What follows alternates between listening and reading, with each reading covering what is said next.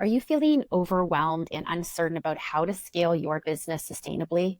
Do you have big dreams for your business, but you're struggling to turn them into reality? Or maybe you're just tired of sacrificing your health, your well being, time with your family, and your own self care all in the pursuit of success. Not only is this not sustainable, but it can lead to increased stress and decreased productivity in the long run.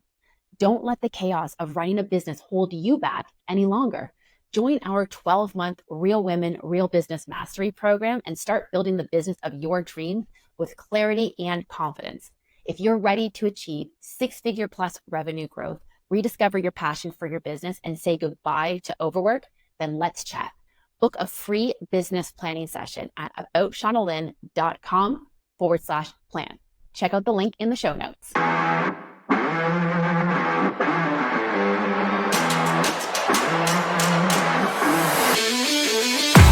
Hello and welcome to the Real Women, Real Business podcast. I am your host, Shauna Lynn Simon, and today I've got a super fun conversation. I am being joined by Amber Briggle, and she is the CEO of Be Well Enterprises, which is also the home to Soma Massage Therapy, an incredible massage therapy business that she has built, and she is working now towards bringing a new level of massage therapy across the globe in a franchise way. And she is the epitome of the accidental CEOs that we talk about on this show. And so I really wanted to welcome her on here to be able to share her story because it's powerful. You're going to love it. And we're going to be digging into, so how some challenges can turn into these growth opportunities, which is exactly what she's done. And you're going to be blown away when you hear what she has done with everything that that's been thrown at her. So Amber, welcome. Shauna Lynn, I'm really excited about this conversation. Thanks so much for having me. I am super excited about this as well because you just have such a fabulous and unique story. And so in our pre-interview, we did talk a little bit about how, we're all over talking about COVID, but you said something that I really wanted to repeat here because it was so profound. And you said, as much as we all want to just move on and forget about COVID, small businesses have not forgotten. And I love that. So tell me a little bit about your journey. We've talked about you are an accidental CEO yourself. And so tell us a little bit about what's brought you to where you are today. Yeah, absolutely. I will try and keep this very brief because it all happened over 2 decades ago. But I did go to a really fancy 4-year school and basically graduated with a degree where I had no clue how to use it. And I'm sure a lot of your listeners can probably relate to that too. I ended up kind of bouncing around, working at a dead-end job. Landed in Boulder where my husband was going to grad school. That's what led us to Boulder, Colorado. And I knew I wanted something different and bigger for my life. I still didn't really know what it was that I wanted to do. I was in my mid-20s, early 20s, I was still kind of floundering, and discovered that one of the very best massage schools in the world at that time was located right there in Boulder. It was the Boulder College of Massage Therapy. Now, I had never in my life gotten a professional massage before, but I thought it was something that I would enjoy doing. I'm a very hands-on person. I've always been really interested in holistic medicine. It seemed like it would give me some flexibility in maybe building my own business and just doing whatever I wanted to do with my life in the future. Sure. And so, plus it was just a 1 year. It was a 1 year program, so it was like kind of like low commitment for me. I applied, I was accepted, I graduated with honors 1 year later, and I took off. And my business was really starting to get solidly. I had a good, solid reputation in Boulder, which was kind of remarkable because there's a lot of massage therapists in Boulder, and I was brand new. I can imagine if that's where like the number one college is. Yeah, it was there for a reason. Yeah. And so I graduated. I started working. I had a good reputation, and then my husband got a job offer in the Netherlands. Now we were in our 20s, and we didn't have a kid. We didn't have a house plant. Our rent was month to month, and when the Netherlands calls, like they don't call twice, right? So we jumped at that opportunity, moved abroad. I started a family there, but our first child was born there, but I was able to continue working because wherever I go, my hands go too, right? Sure. So then when that contract was over for him, we landed in Denton, Texas, which is just north of Dallas, which is where we're at now. I, at that point, had started and stopped kind of 2 businesses, right? And was starting to kind of get the hang of it. And so I started again in a spare bedroom of my house, and very quickly had a supply and demand challenge. I had Wow. far more demand than I could safely supply. Okay. And so I started referring other people to other massage therapists in the area who I knew they would get quality work from at some, if they weren't able to see me for a few weeks because I was booked, I wanted to send them elsewhere so they could get that treatment that they needed, and then they could come back for their recurring session with me a couple weeks later. Right. And most of the times those clients would come back and see me for their next repeat appointment. But sometimes they wouldn't. And it wasn't necessarily because the other massage therapist was better than me. Maybe it was just because, their location was more convenient. Their hours were more convenient. Maybe there was a personal connection that they found, that they created Sure. during that session. And I realized pretty quickly it would make more sense to refer people in-house rather than out of house.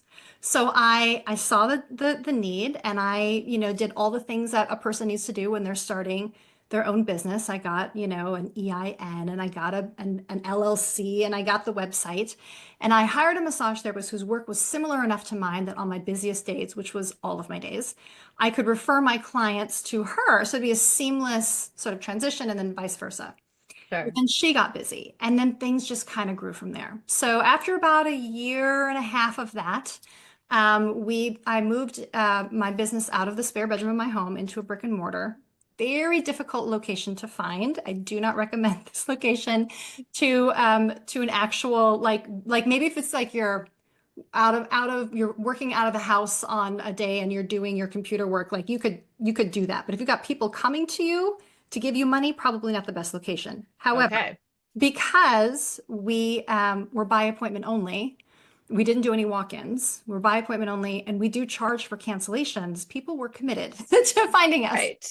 So they'd find us, and we did very well for a number of years. And we were looking to expand again into a larger location when COVID hit. And that's when everything just went sideways. At that point, in March of 2020, we had two locations. So I had my one studio that had 4 treatment rooms, and then I had a satellite office in a chiropractic clinic.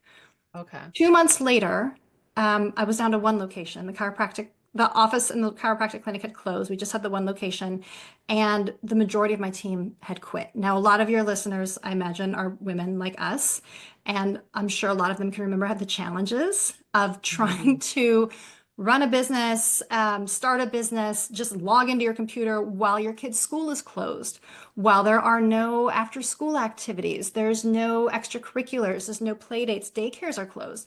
And so Yeah. we had this constant struggle as women of like, how can I keep my family safe, keep my kids educated, and still further my career? And for a lot of women, that was just incompatible. And there's Yeah. lots of data out there. I mean, it was called the She Session for a reason. Lots of data out there about how the pandemic negatively impacted our careers. Well, Absolutely. 85% of massage therapists are women. And Oh, so wow. while I had a deluge of clients that wanted to come back and see me, I didn't have the capacity to take them on. And so it was an absolute struggle. And one by one by one by one, I started slowly rebuilding my team to the Okay. point where a year after we had reopened, we were able to open in a brand new, beautiful location, just a few blocks from downtown. It's very visible, like right on a busy corner. We got our own parking lot. I've got 7 treatment rooms. I was Oh, able to wow. open that second location at the chiropractic clinic again. So now I have 2 locations. I've got a team of, I want to say maybe 26 or 27 massage Oh, therapists. wow. Whereas before the pandemic hit, I had 13. So I've doubled my staff, I've doubled my space. I have 4 front desk assistants, and now we're grossing over $1 million a year and looking to franchise. And I'd be happy to talk about some of the pivots that I made if that's something that you're interested in talking about. But yeah, the pandemic, it's hard for me not to tell our origin story without also talking about the pandemic because it was so traumatic. Every day, I had no idea, is this the last day that we're going to be in business? I mean, we were completely closed. Like, you can't do massage from 6 feet apart. We sell literally no merch. Like, we sell physical touch, and we're Right. getting in your bubble, we're getting in your space. We don't live with you, right? And we're getting close to you for a very long period of time, right? Can't do it online, can't do it curbside. And it was terrifying to see my staff one by one. I understand why they had to quit, but Sure. how can I possibly have a business if I don't have a workforce, right? And Yeah. so it's really difficult for me to talk about our where we're at now without talking about this really difficult period that we went through 5 years ago. But it was through that fire that I walked through that I understand that I'm actually pretty good about decision making and planning and staying focused even when you're panicked out of your mind. And I have a little bit of, I don't know, I would like to be able to share that wisdom with the world, which is what kind of opened my eyes to the idea of franchising is how can I help more people have good paying jobs and heal as many people as possible coast to coast, given the 20 years of experience I have and being able to salvage, not only salvage, but evolve and glow up a business through a once in a century pandemic. So, Yeah, and I mean, as much as we're talking about specifically the challenges that the pandemic itself brought, I think that it's just such a relatable story in that, we're often seeing businesses, there's factors that we cannot control. There's external factors that are going to impact our business, our ability to remain agile, our ability to be able to be flexible and adapt. That helps to dictate the success that we're going to have going forward. At the same time, I mean, especially in times of uncertainty, we're in a state right now where a lot of things are changing on pretty much a daily basis. And while massage therapy may not be as impacted currently as some other businesses, there are certainly some industries that are dealing with and navigating layoffs and various challenges mhm. for their own business to keep the lights on. And I think, we speak to this. You mentioned it in kind of your intro there about how like this is I don't want to say it's a female only problem, of course, but women have extra challenges because of the additional demands that are Yeah. on us. And I Mhm. think just maintaining your mental health throughout this, like, what Mm. would you say, like, you're losing all of your staff, you're looking to the future, and there's so much uncertainty because every day things are changing. You don't know when you're going to be able to return to quote unquote normal circumstances. Mhm. You're trying to abide by the protocols, you're trying to do best by your family. What would you say was the key to keep you moving forward? Because it's so easy in those circumstances to just sit down. We all have those moments where we would love to just curl up in a ball Yeah. and just And I did. And I did that plenty of times. Like, let's be honest. But no, that's a great question. I admit I did not practice great self-care during that period. I just didn't have the bandwidth for it. And it's unfortunate because our tagline at Soma is, self-care is how you get your power back, right? And when you're in those really those hardest patches of your life, that's when you need self-care the most, but that's when you're the least likely to access it. yeah, So for me, what kept me going was, well, I'm 47. So though this was my first pandemic, it also ain't my first rodeo, right? Like I've been through, sure. like, there was the Great Recession and 9/11, and I've seen like things have happened to our country and happened to our economy, and we still have this kind of uniquely American like perseverance and optimism that like in 6 months it's going to be better, So Right. I did have this optimism and this hope.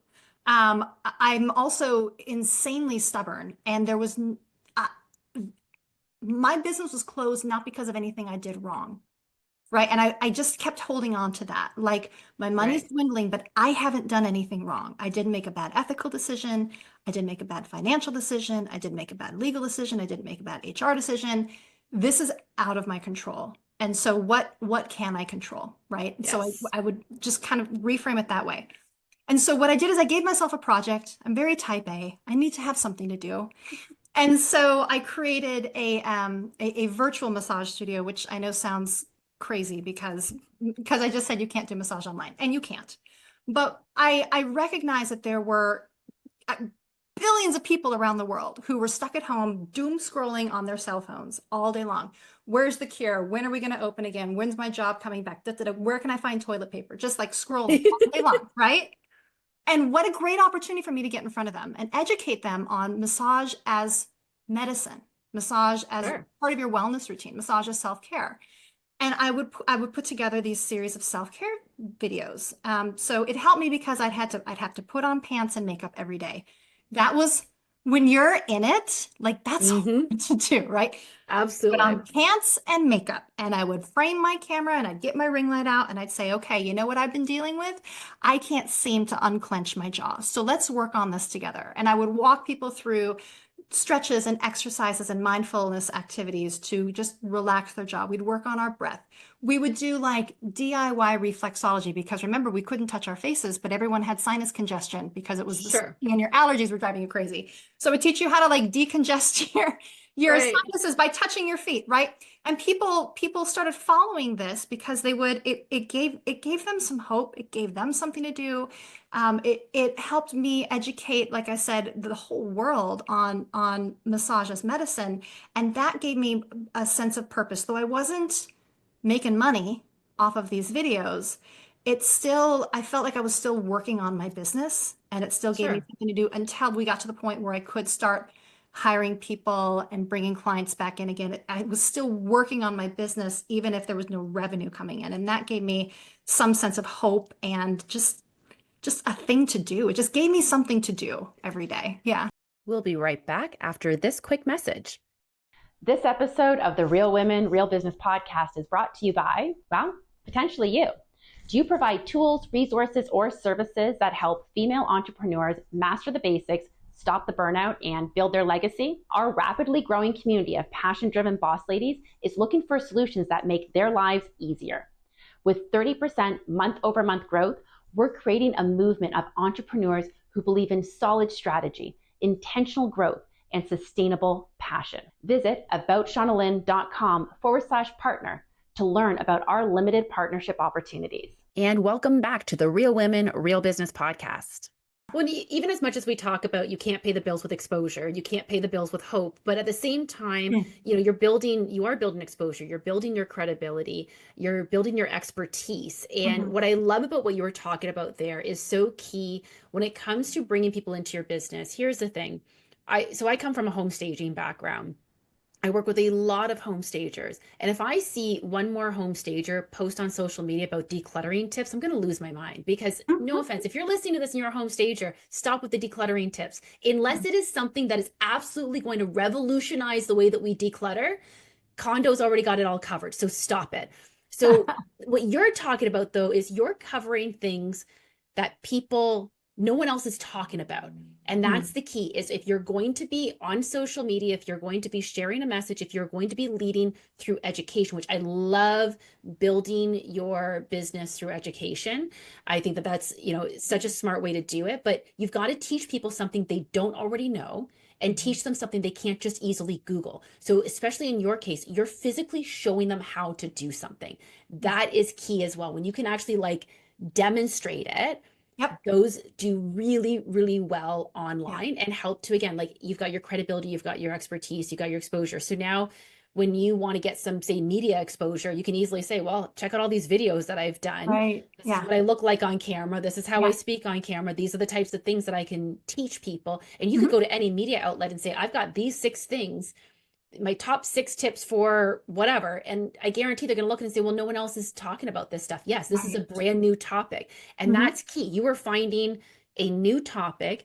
And yeah, COVID caused all of that because of the whole move to everything online. And you might not have thought of it necessarily in that same way otherwise. But at the end of the day, like you said, you were still doing something. And as much as we can't pay the bills with exposure, you were building your business still through that exposure, which I think is Yeah, fantastic. absolutely. Yeah. I mean, you're right. You can't, and early in my career, I used to just give away free massages because I was just Sure. like, I knew if someone could just feel my quality of touch, as we call it, I knew that they'd be hooked. And a lot of times they were, but a lot of times they weren't. And I was giving away like hour-long sessions. I'm like, oh, it's your birthday. Come hop on my table. And then they wouldn't see me again for another year for their birthday, right? When they could get that free massage. So Right. so there is so you absolutely you're right. You can't pay the bills with hope and exposure, but I do think there's some value in not monetizing every single thing you do with your business. Absolutely. So once I figured that out, I stopped giving away hour-long table sessions, and I would go to like farmers markets, and I would do free 10-minute chair massages. But the only Perfect. thing I'd ask is for a valid an email address that actually worked and your phone number so I could start an email list, right? Oh, Or like, amazing. Yeah, so I'm still there's still that exposure, but it was much more targeted to the people who I knew would be coming back to see me. It was just a taste, just a sample. Same thing with these videos. They were just little samples of what massage can do for you and what Soma Massage Therapy specifically can do for you. Like we're not a fluff and buff spa. We really focus. We've got a no tipping model. Like if you've never tipped Right. a physical therapist or chiropractor, why would you be tipping us? You get a full 60 minutes on the table. I treat my massage therapists like the professionals that they are. We've got a no membership model. We're doing everything so different than a lot of these other corporate places. And by being able to give people these little 3 to 5 minute tastes of these videos, they started to understand that massage was kind of more than that Soma massage therapy specifically was more than what they understood massage as a whole to be. And it really ended up being a very positive thing in the end for my business. Well, one of the things I love that you talked about there is exchanging these 10-minute massages for an email address. So you still made it transactional. And Hmm. that means that the people who are getting these massages are associating a transaction with it. They're associating a value with it. It's not Yeah. just something that's just Yeah. being given for free. Right. Even though, yes, it's fairly easy to give an email address, but we've kind of all, especially nowadays, we've gotten a little bit weary of I don't really want to give my email address out to 16 more people in a day. So to Hmm. give that email address out is building a little bit of trust. And like you said, you get to build up this email list and you just never know where that next business is going to come from. They might not need you for a full massage today, but when they do, But now when they you're going to be do, top of mind. that's Exactly. absolutely true. Yeah, and there's people that I met. So sorry, when I first moved to Denton about 15, 16 years ago, the very first what's called the Denton Community Market started that season, and I had a booth at the very first one because I knew if I could just get in front of these people, that's my target market, right? Like they're interested in wellness, they've got a little extra time, they've got a little extra Sure. money, come see me. And even now I'm still a licensed massage therapist, but I'm not actively practicing because I'm so busy building my business and this franchise brand. But even now, we still have people who I met 15 or 16 years ago giving free chair massage, or it was their coworkers who started to come see me. So there's definitely value. There was definitely value. It was probably one of the best things I could have ever done to get my business off the ground. Yeah.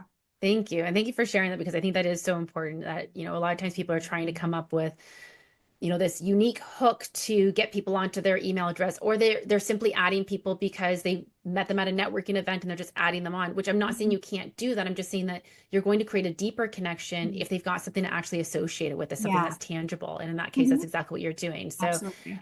not everyone can give 10-minute chair massages. Not everyone's services are easily condensable into 10 minutes for that matter. Not that Mhm. massage is easily condensed into 10 Mhm. minutes either, but I organize a local charity walk for multiple sclerosis, and we always bring in registered massage therapists to do exactly that, to give just these mini massages. And it's Mhm. not intended to fully heal all ailments or Right. anything like that, but gives a bit of a taste anyway, gives them some nice exposure while also being able Yeah. to support a great cause, which is Absolutely. fantastic. So Yeah. yeah. So I want to circle back to your no tipping policy though. Where did that come from? And I'll admit, I don't know if I've ever tipped a massage therapist. So I don't know if that's a standard practice in some areas, but do you promote this to your Oh, it's big. clients Oh, or yeah. okay. We make a big deal about it. Yeah, we have it Okay. in intake forms. We have it on our appointment reminder emails. I mean, it's part of our brand, and a lot of people have told me too how much they really appreciate that. That we do have this no tipping model. It came organically, Shauna Lynn. It wasn't. I've been kind of. You talk about the accidental CEO. Like I've been making this up the whole time, 20 years of just kind of winging it. Now I've got it down pretty good now, right? I've Of got course, two solid yes. businesses. We're franchising, we gross $1 million a year. I think I've got it down, but you still kind of like lead with your gut and your intuition. Now, when I was in Boulder, I was self-employed. I did get fired from my very first massage job, actually, at Amazing. a chiropractic clinic. That's ironic. But honestly, like I never really wanted to do this for someone else. I always want to do it for myself. So getting fired was also probably one of the best things that could have happened to my career. For sure. As a solo practitioner, I knew exactly how much money I needed to make to pay my bills, to keep my lights on, to have a little bit of walking around money. Like I knew what my rates needed to be, and I was keeping 100% of that. So why would I rely on a tipping model, right? Right. It also set me apart from everyone else in Boulder, because there's like, if you live in Boulder, you're like, if you're not a massage therapist, you're like a yoga practitioner or a dog walk or a dog whisperer, right? Like, I mean, it's Right. like there's so many massage therapists. So what can I do to set myself apart in this industry? And that was something I could do. I knew what my rates would be. So this is how much I'm charging. It did set me apart. And what I found too from that is that my clients, like myself, began to view massage as being part of your wellness regimen, right? As I Yeah, said which it should before. be. Right, exactly. Like if you've never tipped your physical therapist and you've never tipped your chiropractor, why would you be tipping me? Like we worked, Right. I didn't just rub oil on you and slide you out to your car an hour later, right? Like we got into those adhesions and those trigger points and we're realigning those muscle fibers and that fascia and like and like now your range of motion is increased. Now your migraines are less extreme. Like now you can breathe deeper. This is all beneficial for your health. Yeah. When you get people thinking in that mindset, they're more likely to come back on a very regular basis versus Right. just a couple times a year, like for their birthday or anniversary or when their sister comes to town or whatever it is. So we have a very loyal client base that's come from that. And also, honestly, tipping is stressful. Like, you Yeah. might know how much you're supposed to be tipping someone, and they're like elbow deep in your glutes, and they're like really hitting that spot, and they're like your sciatica is just like magically disappearing. And you somehow go into your brain and you're like, okay, how much did I have in my checking account, and how much can I afford to tip Amber right now? And if I don't give her as much as I gave her last time, is she going to think it was a bad massage? And if I give her too much, then I can't come back from my massage for an extra 3 weeks later because I've got to wait for this other, you know what I mean? Yeah, that's so It just takes true. you right out of the moment. So, like, let's just make it easy for our clients. Let's make it easy for our therapists who have a consistent paycheck. They know what it's going to look like. And yeah, it's a huge part of our business model. It's one of the things that's really just one of the many things that really sets us apart. I think, especially in today's current climate and culture where tipping has become something that has been added on to like Everything.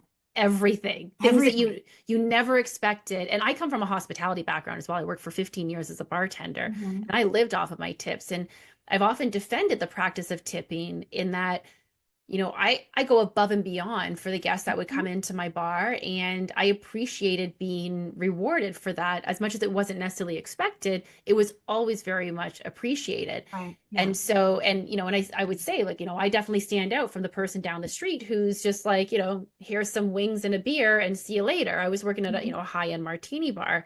And at the same time now, having been on the other side of this for over a decade now, I do see the fatigue that comes with the tipping and the stress of it of like, listen, just because I didn't tip you a ton doesn't actually mean that I didn't love the service. It's just I don't really know what's appropriate and I don't want to offend you by giving you too much and I don't want to offend you by giving you too little. And I Mhm. also want to be mindful of like I got other bills to pay too. And Mhm. I came out Absolutely. for a dinner that I was expecting was going to cost me a couple $100s. I didn't want to spend another $100 Right. on tipping. Yeah. So yeah, Yeah. no, Yeah. I love that.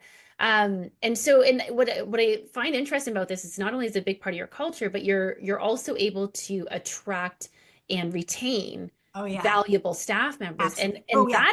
that is a challenge in growth in a business, Hmm. period. But the Hmm. fact that you're able to do that by saying, like, listen, you're not going to get any tips, but I'm going to pay you a fair wage. So Hmm. tell me a little bit about that, because I know you make sure that you are paying a fair living wage for all of your employees. Like, how do you create I that really people try first to. culture? Yeah, I really try to. And of course, everyone always wants more money. Like, Sure. all of us do. But I really, really try to. And we pay at or above what other massage studios in our area are charging.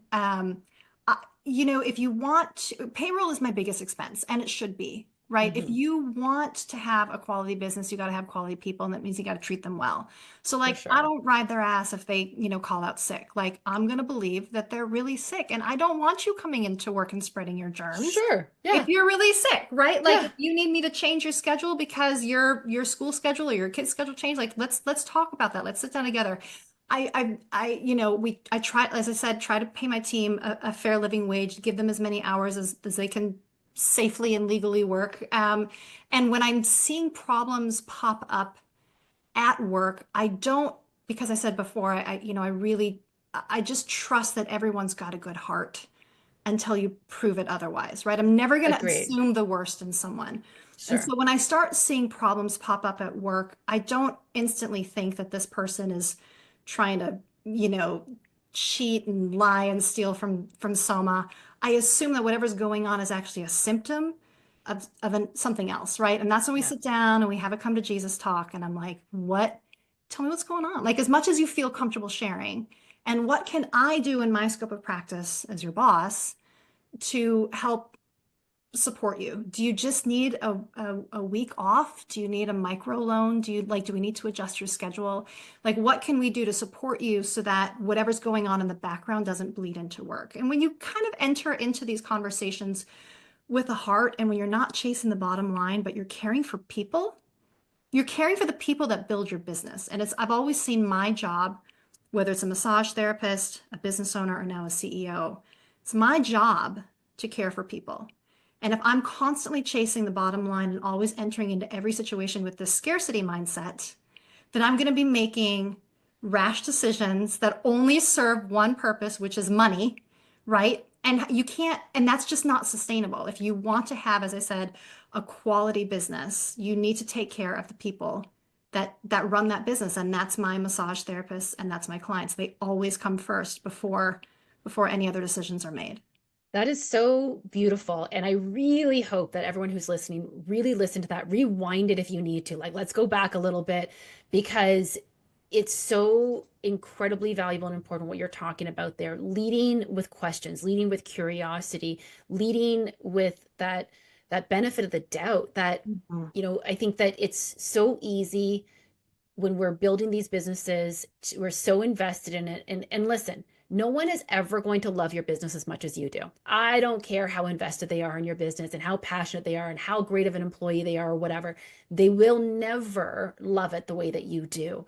But it doesn't mean that they're out to get you either. And when Mhm. they're making mistakes, they really, I don't know. I mean, every job I've ever worked, and again, I was always born to be an entrepreneur as well, and I've been one for quite some time now. But it didn't mean that I gave any less to these other jobs that I worked. I always wanted to prove my value and my worth and be indispensable as much as possible to help them to build their businesses for my employers. And I think that that's how most people do feel, especially when you're in a smaller business. Like, even though you said you've got like 26, 27 massage therapists, you're still a small business. Like, this is Mhm. still not some big major corporation with hundreds and thousands of people at it. This is still a small business with a very real person at the helm who built this from the ground up.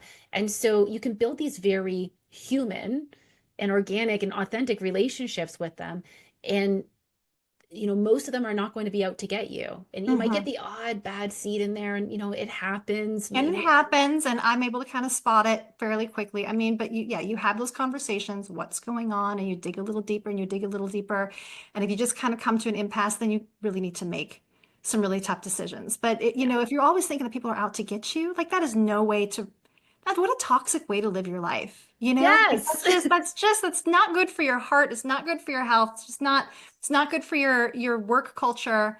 Like, let's just trust that everyone out there is in it for good until you can Yeah, prove me otherwise. And if you prove me otherwise, then you're gone. But I'm not gonna, like, exactly. we're not gonna not gonna jump to that conclusion instantly. And that's the type of leadership that I'm bringing into this franchise model now too, right? Like, I want to help other people also be able to create non-toxic, supportive, good paying work environment for people who don't necessarily need a college degree to do this work. Yeah, Additionally, you don't need to be a massage therapist to own a Soma Massage Therapy. Now, I am one, sure.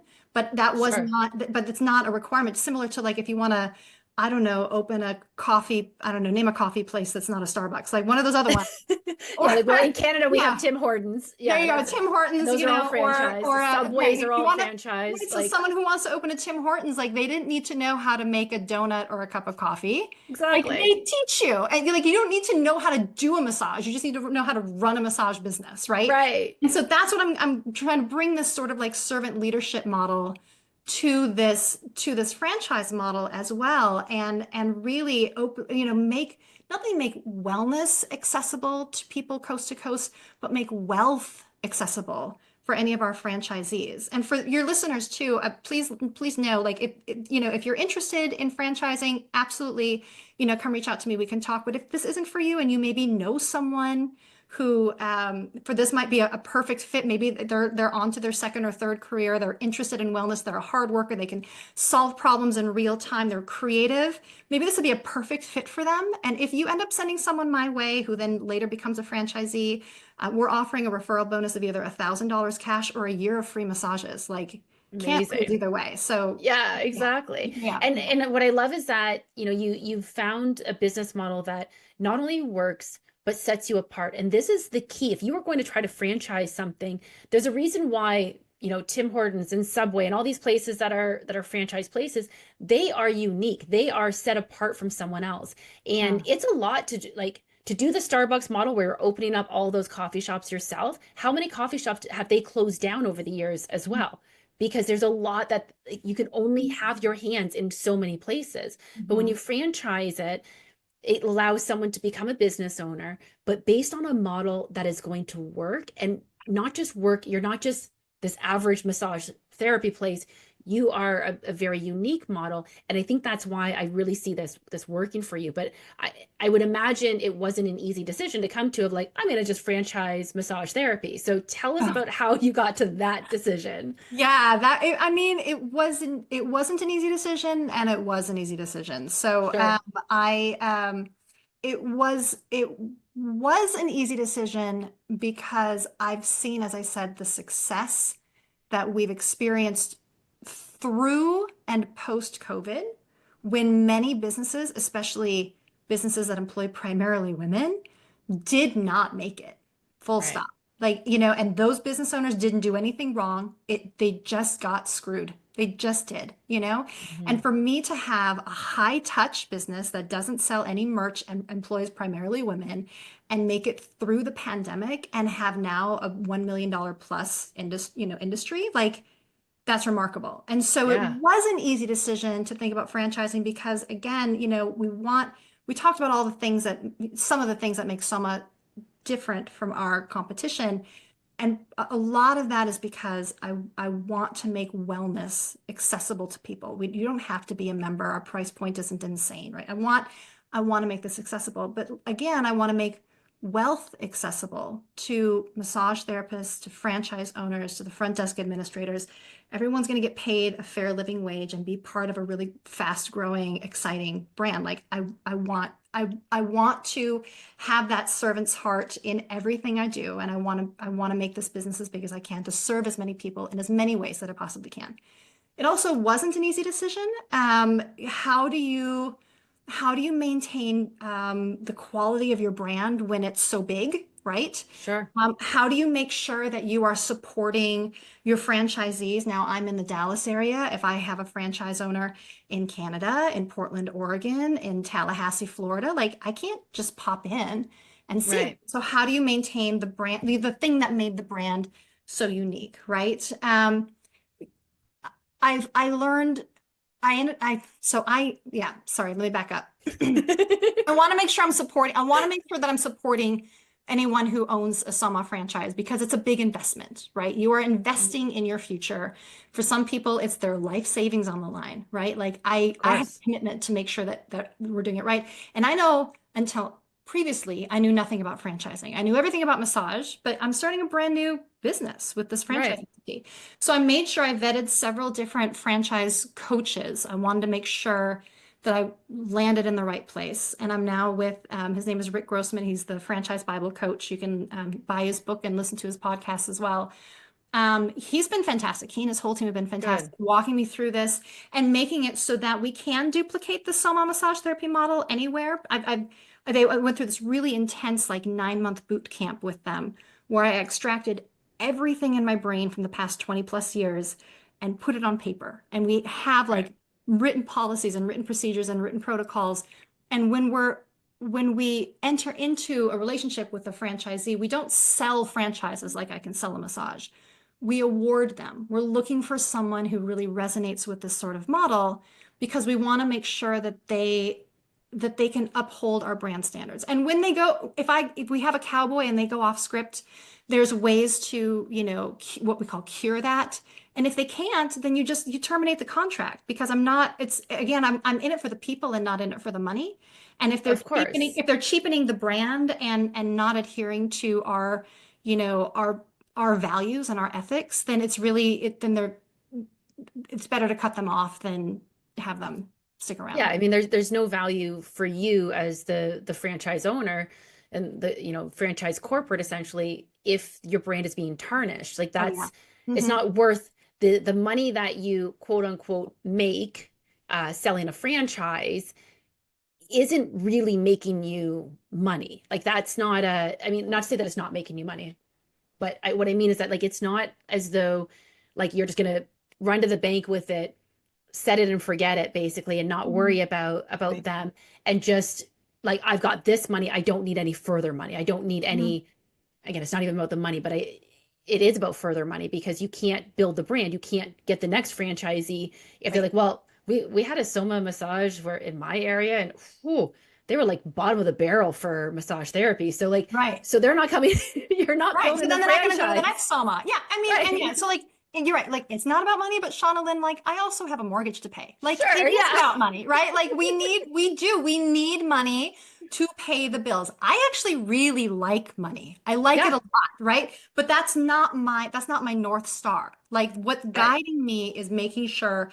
that this business model is accessible to as many people as possible. And I am showing up every day in ways that can care for them and care for myself in Right. sustainable, supportive ways, right? And through that, I can pay my mortgage. But when you flip that Exactly. around and you're like, how am I going to pay my mortgage? I'm just going to sell a franchise to any cowboy that comes along.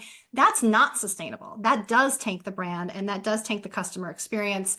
And then you have turnover, like crazy with your massage therapist and your team members. Right. You really have to like, what is your North Star? My North Star is making this accessible and sustainable and supportive for everyone that wants to enter into it.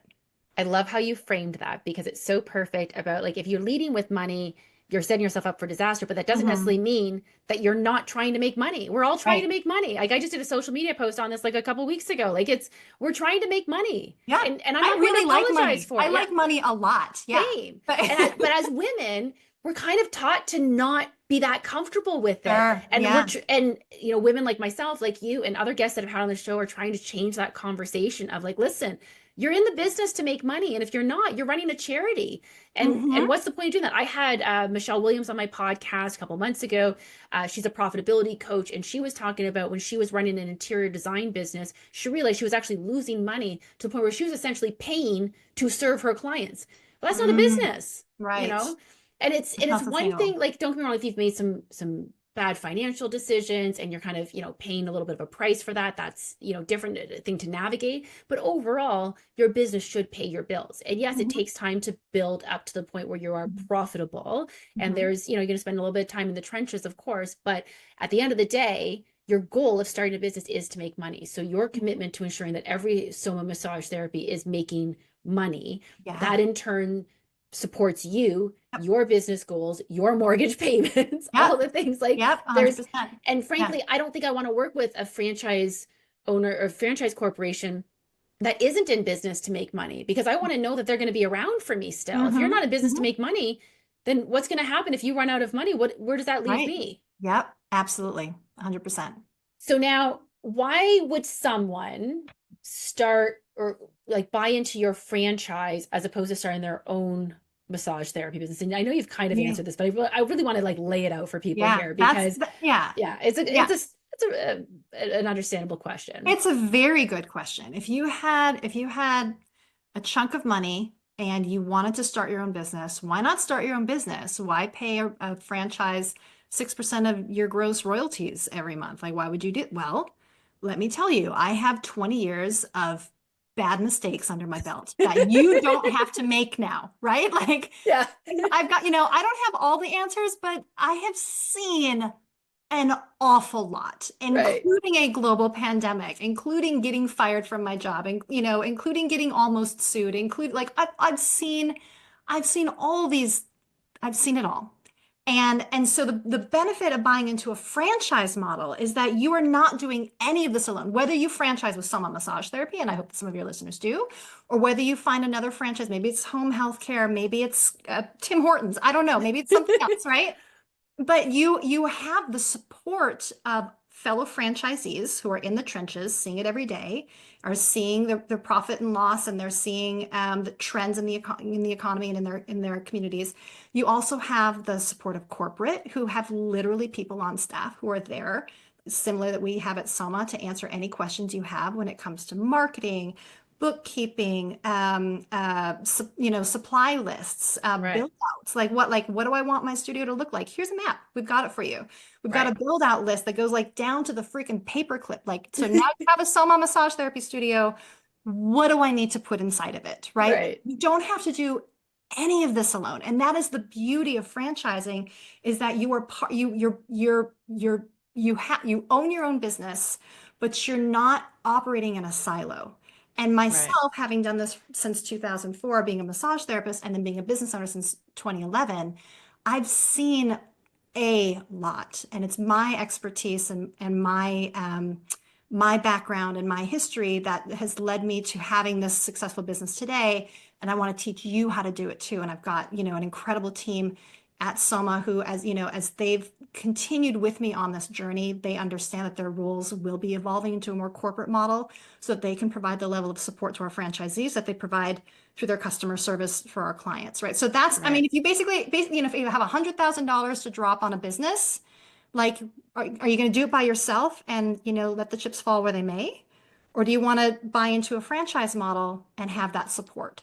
So Yeah. it may not be for everyone, but I think it's a brilliant business model, and I'm really excited that we're part of it. Same. And I mean, it's an established brand. It's an established model that has been tested out and fine-tuned over so many years that to me it is kind of a no-brainer. And I especially Mhm. like what you said earlier about you don't even need to be a massage You therapist don't, to yeah. do this. Like, Mhm. and that is so key that you just have to you do have to be invested in wellness. And if you're just looking Mhm. to turn a quick buck, like this, like no business, don't get into any business just to turn a quick buck. If you're looking to Right. turn a quick buck, I don't know, go be an Amazon seller or Yeah. something. But Right. like, you know, Yes.